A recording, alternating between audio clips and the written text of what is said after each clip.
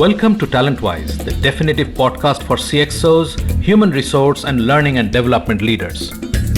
This show comes to you from thought leaders who talk about human capital development in today's organization. How to engage and empower today's employee to be effective, competitive, and relevant. Stay with us for an exciting conversation with our guest and learn how to future-proof your team. I'm your host Shubhanjan, founder of Knowledge Bridge.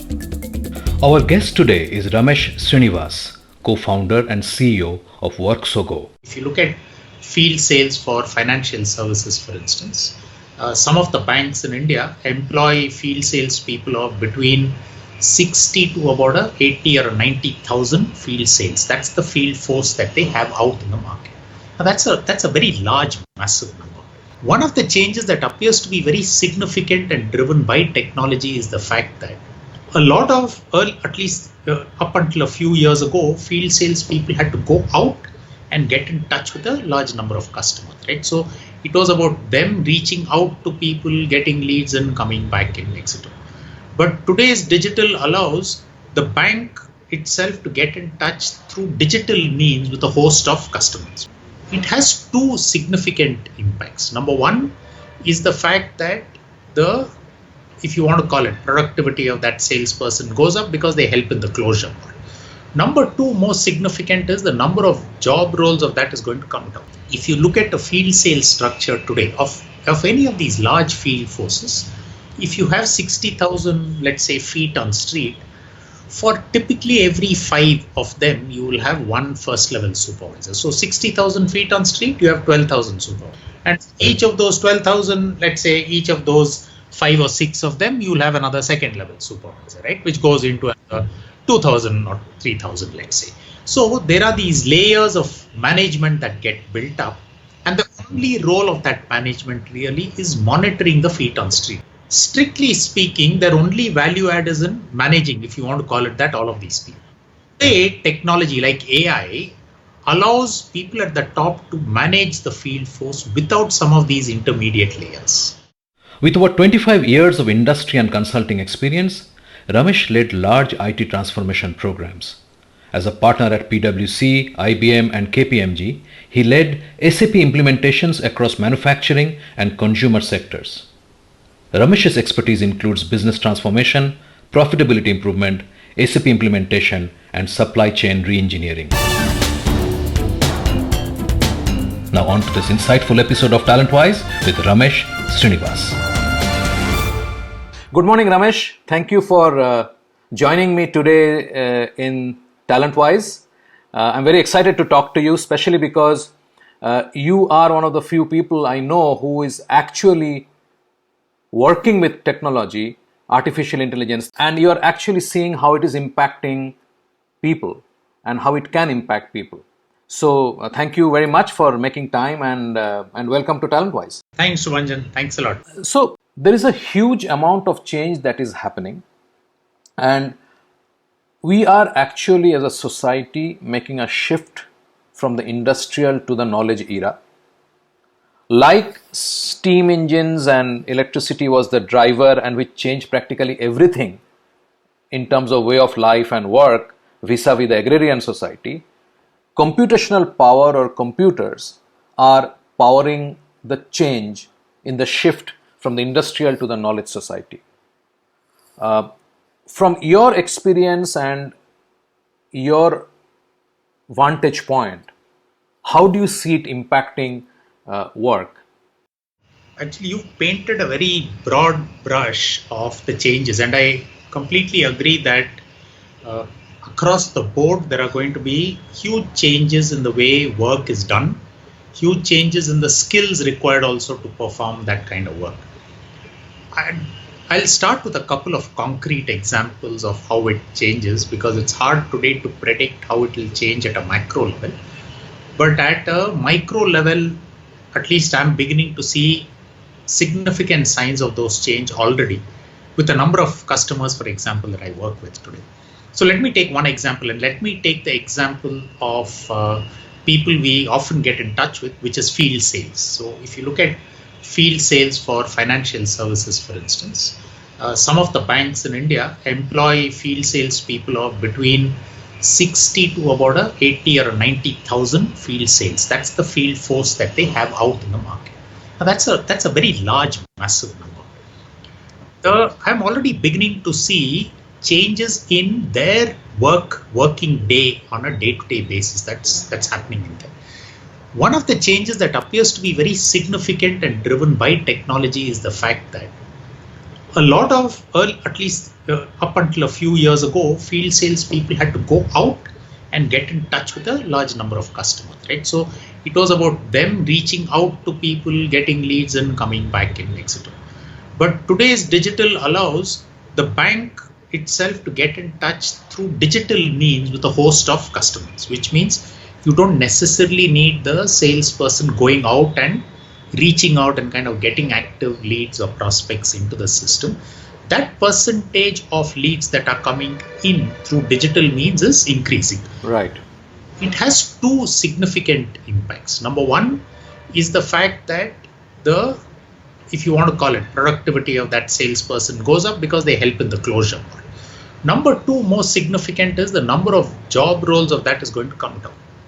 Right? You no longer over a period need 80,000. As the digital business picks up, that 80 will slowly start shrinking, right? Which automatically means that there is an impact on the kind of or the number of these opportunities that are going to come up, which today are a fairly significant number. That's the first. Right. Second, which is even more interesting, is the fact that if you look at the field sales structure today of any of these large field forces, if you have 60,000, let's say, feet on street, for typically every 5 of them, you will have one first level supervisor. So 60,000 feet on street, you have 12,000 supervisors. Right. And each of those 12,000, let's say each of those 5 or 6 of them, you will have another second level supervisor, right? Which goes into 2,000 or 3,000, let's say. So there are these layers of management that get built up. And the only role of that management really is monitoring the feet on street, because between the top level where they figure out saying what are the products we are going to sell and the policies and the structure and the promotions and the pricing, etc., all layers in between only translate that or transmit that information to the feet on street. Right. So the feet on street are the actual workers. People at the top are the ones who take the call on what to do. All layers in between, strictly speaking, their only value add is in managing, if you want to call it that, all of these people. Today, technology like AI allows people at the top to manage the field force without some of these intermediate layers. I wouldn't say it will go away completely, but I know of customers today who've changed that the span of control from 5 or 6 to 10 or 12. Right. Which means automatically the number of first level supervisors has halved. A number of second level supervisors also halved, right? And that's a significant shift. It's significant not only in job opportunities, but in saying historically people who are at that feet on street level, after a few years of experience, graduate up to becoming a manager, as we call them, right? Or a supervisor and so on. But all of a sudden those opportunities are also limited. So now the significant, and a lot of customers tell me this, saying, for us, we are looking at saying, as many of our people should add direct value to our business as possible. Managing people internally is not adding value. Right? Either you go out and get customers, you go out and service customers, but everyone needs to have a specific value. And these layers are not seen as being as high value add as the people who actually do the work at the ground. Right. It's not very different from shop floors if you look at it. Today, thanks to robotics, etc., the number of these so-called supervisors in shop floors has dramatically shrunk. Yes. Right, in a typical factory. Yes. The same thing is happening here as well. And that has a lot of implications for people in terms of saying, how do you stay relevant? Because you have two choices. Either you do the same job for a longer number of years, or you reskill yourself, because this going up and just managing is coming down as a set of opportunities. I don't have an answer. Right. But these are questions that I've heard a lot of customers talking about, saying, look, this is going to be a big shift.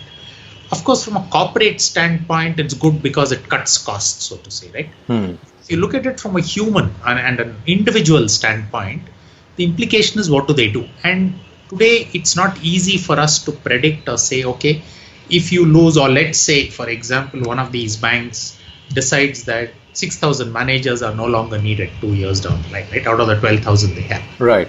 Where are they going to get? They won't get redeployed within that same company. What are they going to do? What do they reskill themselves on? Because they are no longer specialists in what they do. I mean, they don't have a special skill. They are generalists. They manage large numbers of people. But increasingly, wherever you go, that need to do that is beginning to come down thanks to technology. So I think it has a lot of implication in terms of saying, what do we reskill these people for? And what do they do? So on the one hand, I think it is something that's a little concerning as well, because if you look at it really as a country, if you look at it and take off a corporate and say, you want to cut cost and make money, as a country, you need more jobs. And where are these jobs going to come from? The more automation you have, the more tech you use in many areas, I would say, not all, these would shrink. And while at a macro level, it's okay to say we can reskill them in technology and take them. If you actually look at some of these people, is it possible to reskill them into learning AI and becoming tech people? Unlikely, right? So what are they going to do? Is a question that does come up, and needs to be tackled from the entire education system level. Because it's not something that you can, of course, like you said earlier, right? It's not going to happen in 2 or 3 years. It'll take maybe 20, 25, 30 years, but it's going to happen in that period nevertheless. We'll take a short break. When we come back, we will discuss the impact of the flattening of organizational structures and what that means for the managerial pool that is likely to be most impacted. Stay with us. You are listening to a Show How To audio original. Podcasting is one of the fastest growing content marketing avenues today. We can help you exploit this largely untapped marketing opportunity. We can craft your audio strategy and leverage the wide reach and easy streaming capability that smartphone penetration provides. It is powerful and personal. Talk to us to find out how podcasting can help you build your brand and reach out to target audiences. Welcome back. Before the break, Ramesh spoke about the vanishing middle layer as a consequence of the flattening of organization. Let's continue with this fascinating discussion. So two things I hear you. One is that, you mentioned this, and I think you just elaborated on that technology is actually flattening out organizations, the hierarchy layers, which are not really contributing towards the bottom line or towards development of products, but merely managing manpower will go. So one quick question around this is, so India has this proverbial demographic dividend which sees 1 million people getting added to the workforce, 1 million every month for the next 20 years, right? So 250 million youngsters will be joining. So essentially what will happen in the short run, Ramesh, and correct me if I'm wrong, that these people, these managerial type of people or the supervisors who would now lose their job in the next 5, 6, 7 years, they will then start competing with the youngsters for jobs at the initial level, perhaps, I don't know. And that will even create, as it is, our youngsters are not very employable because of the education system legacy that we have. And that can actually create a bit of unrest, do you think? Short term, I don't know. See, on the one hand, I think we need to factor in the fact that economically we are growing anyway. So that organically itself leads to a larger number of availability of jobs, right? So that is there. But what you're saying is also true, that yes, there will be some kind of a competition, if you want to say, between people who have this level of experience and youngsters who are entering the workforce itself. So the challenge probably lies in saying what are the different kinds of jobs, therefore, that can get created. And we've had jobs that have got created in recent times that didn't even exist 4 years ago, right? Take the food delivery business. There are 500,000 people employed in food delivery in India in 3 companies alone. Right. It didn't exist a few years ago, right? Just food delivery. Leave aside all the other kind of delivery boys and everything else that's there. It didn't even exist. So it's a completely new job that is there. And And I guess with tech, some of that will come. But from a longer standpoint, I would say, like I said before, companies are saying people who actually add value will always have a job. Correct. The question is, how do you reskill yourself constantly to make sure you remain at that adding value level? So that's where actually the theme of future proofing the team comes in. So how much of that future proofing of the team will be happening by the companies which are employing people today, or how much is going to happen as an individual initiative that I need to stay relevant is, I think, the question. Actually, that's a good point. A lot of the progressive companies that I work with, or that I've seen at any rate, are the type who take on the onus in some sense on themselves to say, look, we need to constantly make sure that our people stay upskilled and relevant as they go along. Right? Part of it is the fact that they're also adapting themselves to what are the new technology that's coming up and looking at saying, how do we redeploy, move people around? So part of it is that, but I don't think all companies will really be looking at it. So there is a significant onus on the individual to make sure that they also remain relevant in terms of upskilling in whichever area it is. And like I said before, I don't think there are easy answers to this. But nevertheless, it is something that they'll have to look at from their own point of view. Right. So take the delivery boys example I gave you. Right. Yes. Apparently, the longest most of them stay in that job is 2 to 3 years. And a lot of it has to do with the physical stress behind that job. Right. So while we can say there are these large number, 500,000, whatever, it's there for 2 or 3 years, then they move out. And when they move out, what do they do? Right? What are the skills that they've then got that enable them to find something that's equally remunerable in some sense? I think is the challenge that's there. Right. So that brings me to the next point, which I think sort of dovetails into this thought, Ramesh. You mentioned about, I mean, at Worksogo and with your AI engine, you talk about augmenting the human capability and not replacing a human, right? Correct. That's sort of the thrust that I see. So do you see part of the solution will be in actually, it's not necessary that you have to go and relearn completely, but you can use technology as a lever to enhance your own productivity, thereby, so I mean, at least it will impact some people and thereby stay relevant. How do you see that playing out? That's precisely what we as a company saw as an opportunity and are trying to do. Saying, in many areas, technology can replace people, right? The way we looked at it was saying, can we do something with technology that complements or augments the capability of people so that their productivity goes up, and as a result, their own job satisfaction, career prospects, everything goes up as a result, right? So that's what we've tried to do in here, saying let's take a different tack and let's take an example, or let's take an example at a very, very ground level, right? Let's take an example of someone sitting in a retail store salesperson. Typically, you wouldn't associate them with high technology.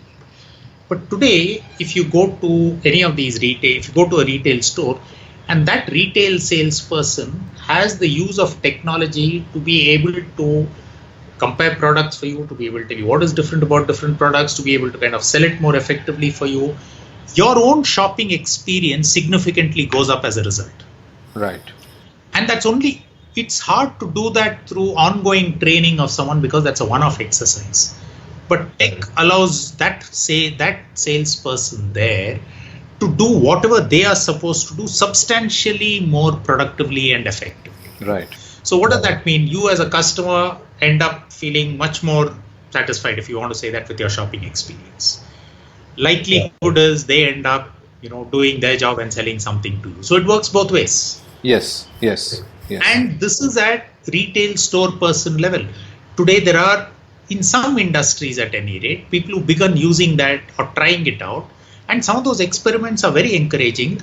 The interesting thing I find, Subhanjan, is the willingness of people there to adopt to this is extremely high. A part of it may be the fact that that generation has grown up with technology. Right. They've learned it like the older generation. So for them, it's a natural thing. They use this tech for personal purposes, right? Doing a variety of things. I mean, ordering food, booking a cab, whatever else. So mixing with friends, all of that they use this for. So for them, it's a natural thing to use it for their work as well. So adoption of this is very, very high. Unlike, let's say, 15, 20 years ago when enterprise technology systems came, the big problem was how do you get people to adopt it? Correct. Go away, take it up. This is not a problem here at all today. Today, there is a pull from them saying, you give me more tech, I'll use it well. That, I think, is a great encouraging part of this. So it is actually moving the other way around. Earlier, technologies were adopted by corporations, then it sort of trickled down to the people. Now it is the other way around. People are already using the technology because of the smartphone revolution, and now it's trickling back into the enterprise and space of work. Exactly. Right. So what kind of actual initiatives in the ground are you seeing in terms of companies proactively trying to sort of, how are they trying to keep their workforce relevant and thereby also keeping themselves relevant, I guess? So, it's like that retail example that I gave you. A lot of it seems to today, a number of enterprises that I see at least, are looking at saying, how do we enable our people to do their jobs better through technology? And there are a lot of stuff, right? There's analytics, there's AI, and there's a host of, IoT, a host of different things you can do. A lot of it really is saying, how can we use technology? Of course, it's a process, etc. But fundamentally saying, how do we also help our people perform better using tech? So there is a big push. Of course, I would say that a lot of it is at experimental stages. It's not these huge projects that go, but a lot of companies do a large number of small initiatives to see what's working, what's not working. So the willingness to experiment, try, fail, try something else is considerably higher at a company level than it was even 5-6 years ago. I have a question, Ramesh, and tell me what you see. I mean, if you have noticed anything at all.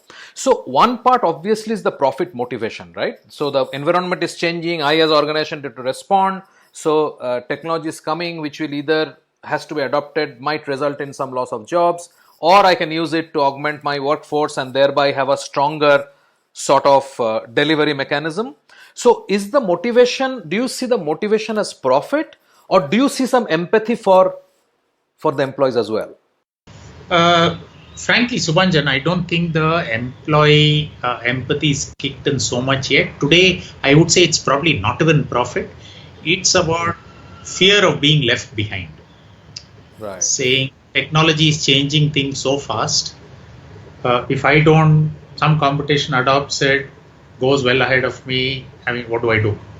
So currently it's at the stage, and I guess it's because of the lack. None of these technologies have matured completely in that sense. They're all there, and it's not as if they are clearly defined use cases. Each company can build its own set of use cases. Right? I was mentioning about Titan earlier. Right? Titan has some 85, 90 projects that are running concurrently. And the interesting thing he told me was, he said, no, we think about 30, 35 will succeed, which is very interesting thinking. That says, I'm open to the remaining 50, 60 failing. Right. But again, he says there are a lot of use cases, small use cases. We are seeing which one works, which one doesn't. But it's more about saying, if we don't, somebody else does, we'll be left behind. So I think the employee thing is still some distance away. Okay. And come in once it matures in some sense. It's still, right now it's about survival and figuring, it's sort of about figuring out the new landscape. Yeah, exactly. Talentwise is brought to you by Knowledge Bridge. We produce customized and multilingual visual training content. We have worked on complex processes, products, and skills development for large blue chip brands such as Tata Motors, Mahindra First Choice, Homelane, Epson, Toyota, Citibank, and Consol Neowatt, serving diverse industries. Talk to us for your next custom content requirement and be pleasantly surprised. Call us on 99021 631 32. Great. Thanks, Ramesh. I really appreciate your time, and this was a nice discussion. I think we should continue to talk, and as you see things, and when you see things which are significant, it will be great if you come back and we get to chat about that again. Sure. We'll do so. It's a pleasure talking to you also. Thank you so much. Thank you. Have a wonderful day. Thanks. Cheers. Thank you for being with us today on Talentwise. We hope we helped you focus on some actionable ideas today. It was certainly enlightening for us. We hope to see you again on our next episode. If you liked what you heard, subscribe to the show in your favorite podcast platforms like iTunes, Google Play, Spotify, or wherever else you get your podcasts from, and give us a rating while you're at it. Thank you in advance. This Show How to Original podcast is produced for Knowledge Bridge, the multilingual visual training platform and custom training content creators by Show How to Audio. Hosted by Shubhanjan Sarkar and produced by Rajiv Aditya. See you next time.